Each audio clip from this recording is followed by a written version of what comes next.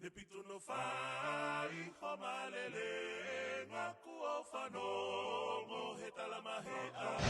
just met the cutest guy and he told me that he loves Dubai and Pageant. So I'm going to combine the two and make him a little something special. Okay, first we're gonna need some flour. We're using home brand because we need to save some money for when we eventually get married. Some sugar. I use brown sugar instead of normal white sugar just to make myself feel better about myself. And some desiccated coconut, shredded if you want, but I prefer desiccated. Some vanilla to actually add just a little bit more sweetness, but you won't feel as bad for it. This is just all the ingredients.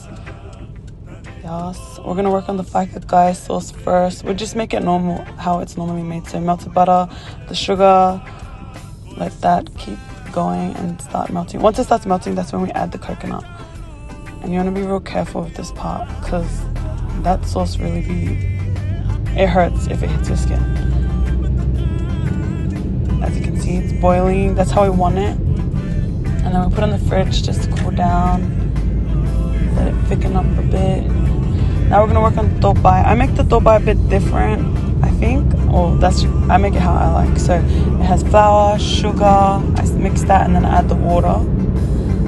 And then I add cornstarch. I also add the coconut in that too. I missed saying that part. This is actually really hard to record.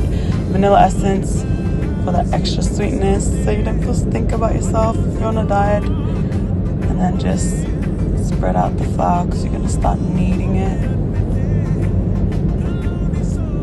You're gonna see later in the film, I actually steam the Dubai balls, and I actually roll them into actual balls rather than scooping with the spoon.